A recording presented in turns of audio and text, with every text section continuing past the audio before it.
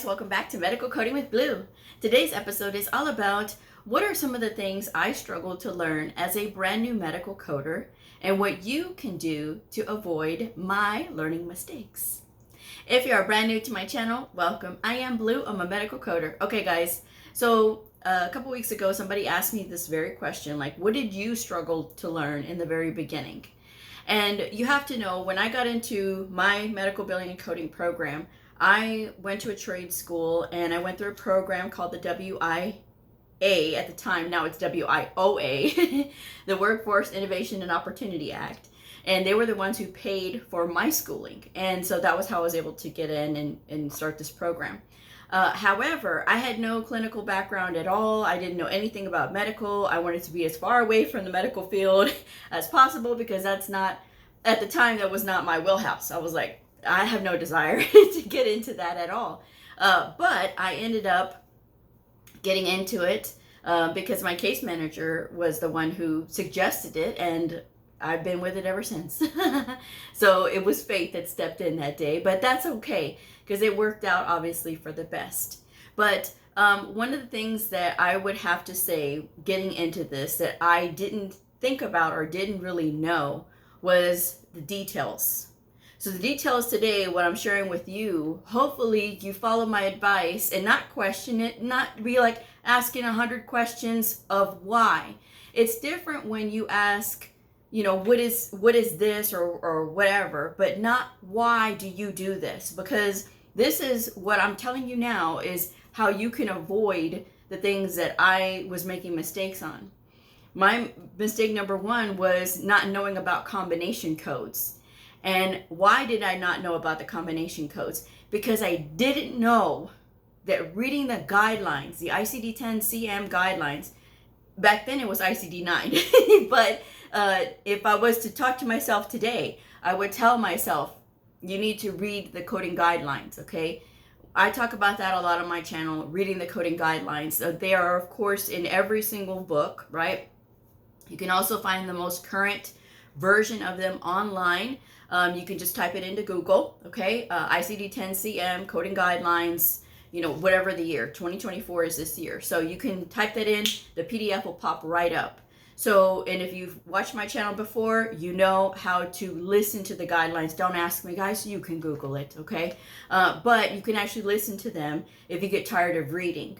But the thing about reading these guidelines is it's going to answer everything for you. It's going to answer all those questions where you don't really know. And sometimes it's not going to make sense until you start working with the scenarios and you start working with looking up the codes and things like that. So best piece of advice for avoiding the first mistake that I made is not knowing about those combination codes is actually reading the guidelines. So if you look, this is the, what am I looking at? The 2020, yeah, this is the 2024.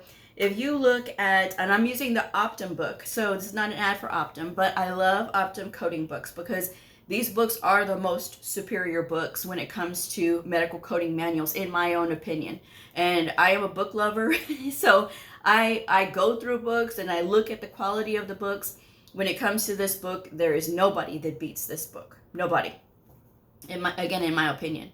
But if you look at the guidelines, and especially in chapter 9, under hypertension. So hypertension and chronic kidney disease, we know that this is a combination code because most of the time if a patient has one or the other, they're going to have the other, right? And so that's why they always put them together. And there's no need to have the provider to document a causal relationship, meaning that one is the result of another. There's no need for that when it comes to this particular condition, the hypertension and chronic kidney disease, because it's an understood part and it's presumed, not assumed. There's a difference in the definition. It is a presumed part of one another. Unless, of course, the provider states otherwise, you will always put them together. But you would know this by looking at the guidelines because it talks about it specifically in chapter 9, section 2. It talks about those combination codes like that.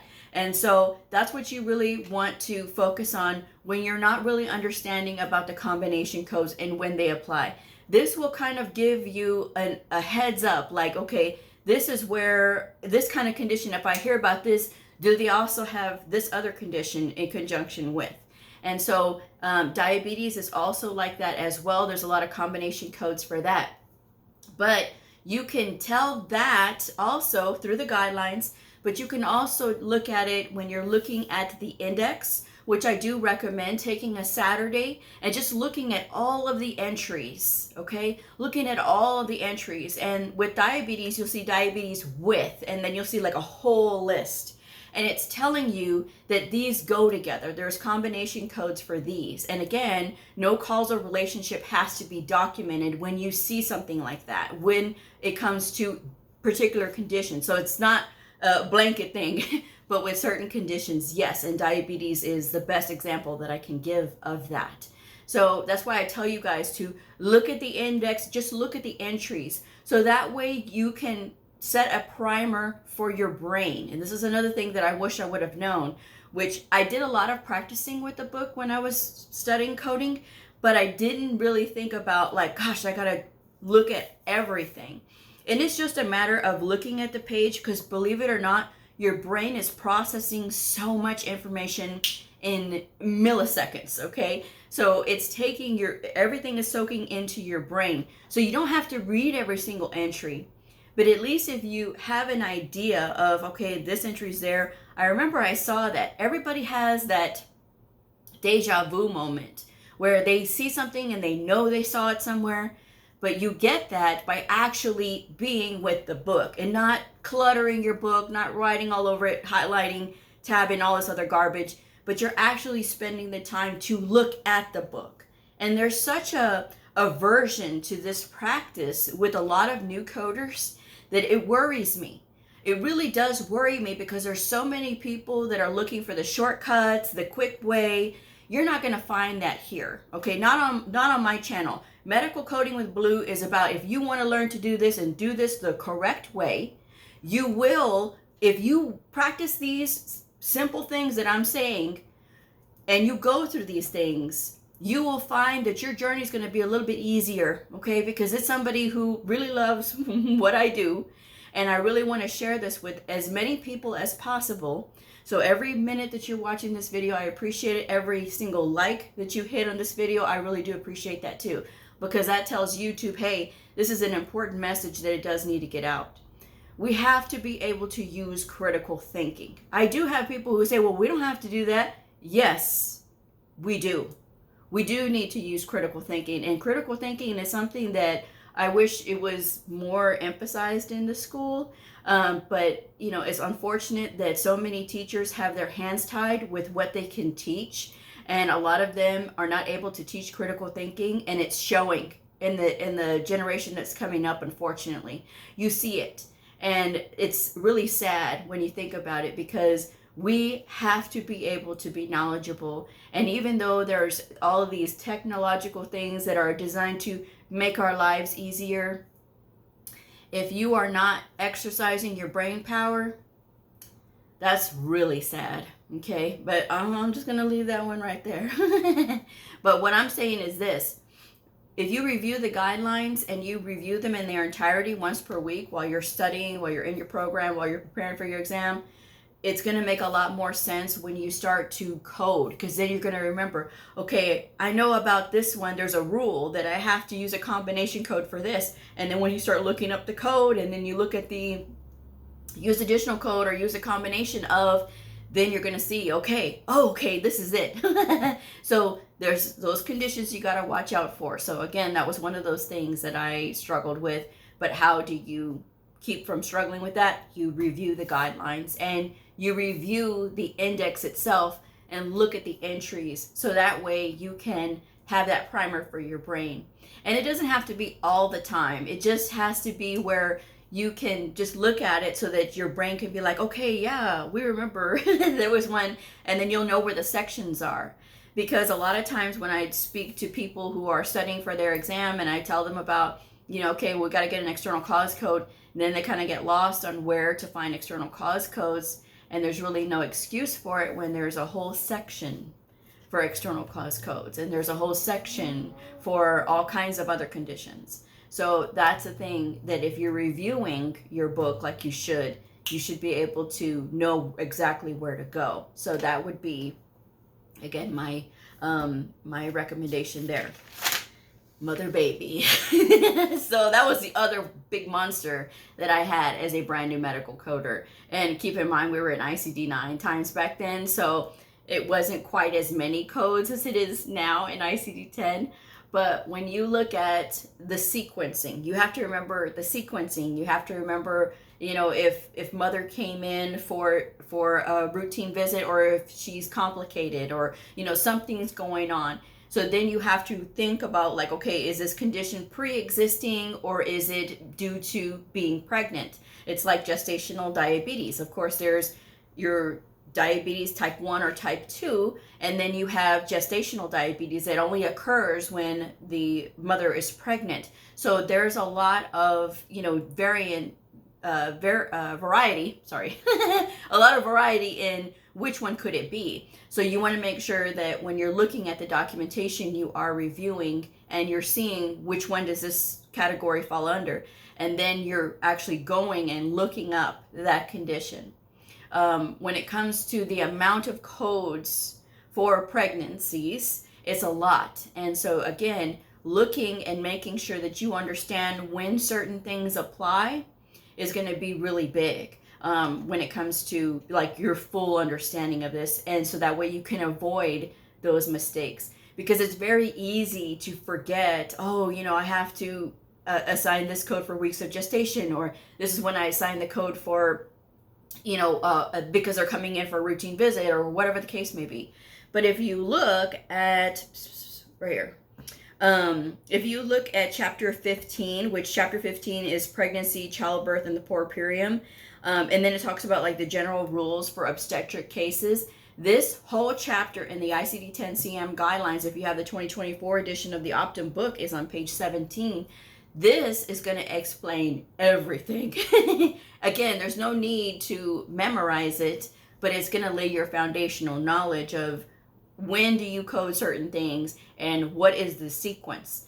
That's a big thing, because sometimes people will I've seen new coders put the sequence all out of whack, and I'm like, no, you have to kind of like, you have to order it a certain way, So one of the things that I will say here is in section B, where it says paragraph 1 or chapter 1 or section 1, section 2, it talks about like the routine outpatient prenatal visits and then supervision of high-risk pregnancies. You go to the next page, it talks about like episodes when no delivery occurs, and then when a delivery occurs in number 4. So that's the thing that you really have to look at and review a lot when you are studying that, and maybe you are struggling like I struggled with mother baby. I resisted mother baby so much, and for some people it's mother baby. Some people it's injuries. Now, I love injuries. Injury coding is literally by far my most favorite thing to do, because I'm an orthopedic coder. I'm an orthopedic and podiatry coder, and I see injuries on a daily basis. So I love injuries, especially when it comes to initial, the subsequent visits, and sequela. Sequela I am very strong on. I was very fortunate when we were switching over to ICD-10 to go through a program at my work, but also I went through a program independently on my own. And so I had these two programs running like simultaneously. And so what I didn't get taught from one program, I got obviously taught from the other, because these were both very comprehensive programs. And so that was fantastic for me, because I got double the education, and it helped me to not be so scared of like injury coding, because injury coding is not bad once you understand what falls into what. And again, if you're looking in the guidelines, you will know exactly when and what should be applied, when it should be applied. And that's how you can get around having that kind of, having any kind of issues when it comes to injuries. Because injuries are important no matter where you go. As far as like if you're working in the ER or if you're working in family practice, these both see injuries as well. Any specialty really can see injuries, because obviously whatever is driving that patient to the hospital is what specialty they're going to fall under. But like neurological, they could have a concussion, again, injury. So those are things that you have to understand. And again, your guidelines are going to be your best friend when it comes to that. That's going to help you to avoid all of those feelings of like, oh my gosh, how do I figure this out? It's right here, literally in the guidelines. And I never thought of that. When I was a very brand new coder starting out, I didn't even think about that. I just thought, okay, I'll be able to figure this out based on the scenarios and based on the instructions of the assignment that I have, not thinking that I needed to go back to the guidelines. And now as a veteran coder, when I see that new coders struggle and I say, okay, well, it's in the guidelines. Oh, really? Where? And so that's the thing that when I see people like that, I'll say, okay, that's the thing. That's a message I want to send out to brand new folks and anybody, really, because sometimes veteran coders are not taught how to learn. And so because of that, they continue to struggle, and sometimes they watch videos like mine on the sly and they're like, okay, how do we figure this out? This is how you figure it out. It's in the guidelines. And just going to that specific chapter, even if that's where you want to start at, and to try to get some kind of footing is going to be your best bet. Okay. And again, if you have the Optum books, at the beginning of every chapter, it has the breakdown of the guidelines, and then it has examples, it has the questions and the rationale in it, and you can cover up those answers and work through that chapter. So that's another way of getting you in a chapter specific focus if you need to, right? And learning to do it that way, again, I think it makes it a lot easier, and it's going to help you to retain it a lot better, especially because you know that when you have your coding manuals with you, you have those guidelines easily accessible. You have them with you. And so you never have to worry about memorizing them. It's just going to be like a reference of where can you find this information. Okay. And it goes back to looking at the guidelines, looking at that specific chapter and seeing if it says anything relating to combination codes. Now, combination codes are different from use additional, okay? Use additional, like if the patient is obese, morbidly obese, and then you have to report the BMI, that's something that's different. Anorexia, same thing, if they have to report the BMI for that as well. So those are things that use additional code, that BMI code, that's going to tell more of the story. That's going to give more of a picture of what's happening. And so that's something different from using a combination code. A combination code, like in the case of hypertension and CKD, you're going to see that together in the same code, okay? It will say that together. And so that's what you need to know. And they will say use additional codes because they're going to ask you to specify, additional things and things like that. But you'll see those notes in the tabular section when you're looking up the code itself, okay? So that's just something that, again, working with the book as much as you can without all of this tabs and kerfuffle and highlights and writing and all this other garbage, working without all of that and just being with a clean book, you're going to be able to know the difference. You can feel the difference. You can see the difference. If you tab, if you write, if you highlight, fine. We can disagree, but don't comment and act like your method is better than mine, especially if you have no experience. I'm just saying. So, with that said, the other thing that I struggled with when I was very first starting, other than the combination codes, mother baby, some of the other things that I would not really think about was the Z codes. So the Z codes, a lot of people, a lot of new people struggle with Z codes. So in the Z code section, that's going to be like your encounter for visit. That's going to be a lot of your additional codes. That's going to tell more of the story, your status codes and things like that. So my recommendation to avoid that issue altogether is to just look at the tabular section, not in the index, because yes, you can see encounter for and you'll see an entry for that, or you'll see like the aftercare and things like that. You'll see that whole list there. But just taking the time to just review the tabular section, again, that's going to put that stuff in your brain. So that way you can like really look at it and be like, oh, okay, you know, that I can do. Some of these things you won't know until you actually get in it. But again, reviewing that, you will be able to have an extra edge. And if you are looking in your appendix section, which is another thing that I didn't really do in the beginning when I very first started as a coder, because I didn't think that appendixes were, that they had all that information. Because when you're growing up in school, what does the appendix have? Oh, it has a bunch of other things. It's not relevant to what you're doing, right? Not so in in coding. In coding, the appendixes are fantastic and they're phenomenal, because when you think about it, it has all the extra information that they can't fit into the categories, right? Into the tabular section.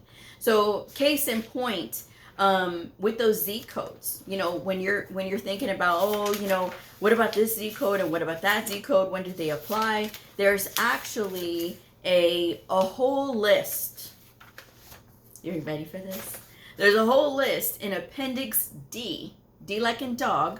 It says Z codes only as a principal or first listed diagnosis. So again, this is another Saturday project you can do for yourself, and you can actually look up every single one of these Z codes, so that way you can put it in your mind what types of encounters that these are referring to. Preoperative visits is one of the things that I can think of off the top of my head. And of course it's there, the Z01818. Yes, I had to think about it because I could write it down, but I have to think about it when I say it out loud.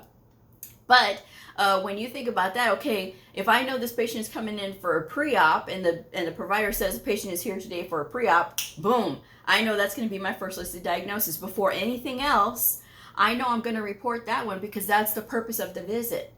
You know, and that's the other thing too. You have to know what the purpose of the visit is.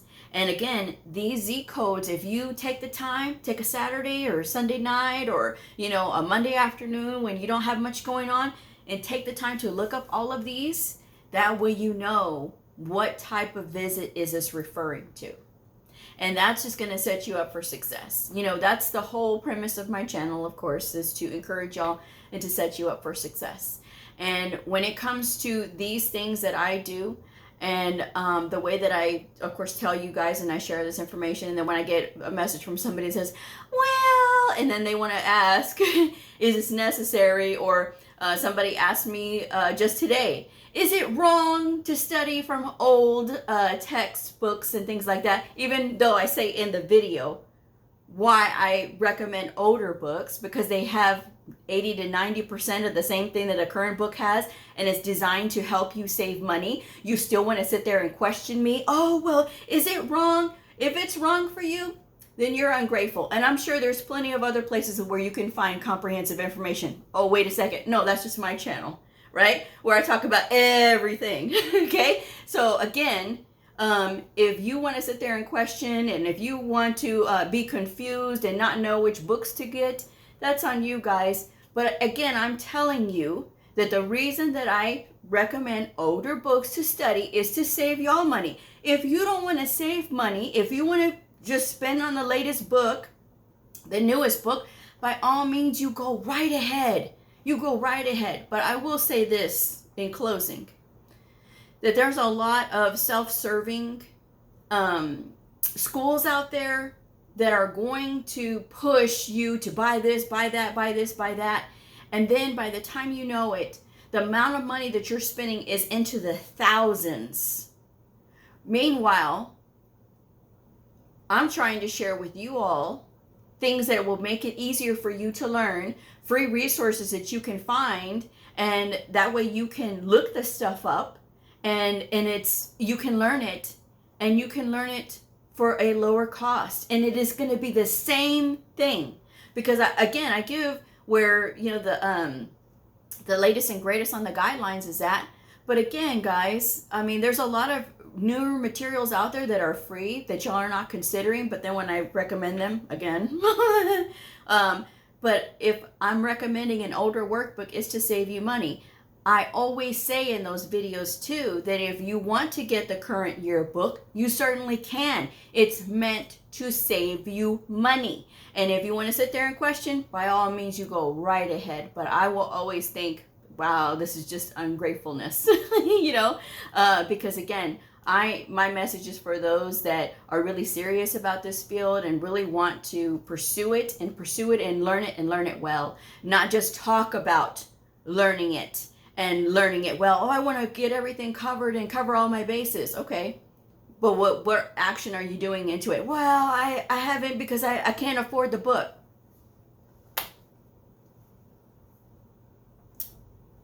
I'm just saying. So with that said, I'm going to go ahead and wrap this one up. But yes, my biggest bit of advice is for you to review the book, review the guidelines. That's going to keep you out of a lot of that uncertainty, because again, that's where all the key is at. I'm just saying. So with that said, I'm going to go ahead and wrap this one up. Thank you guys so much for joining me. If this video helped you, please like, subscribe, and share, and I'll see y'all next time. Bye.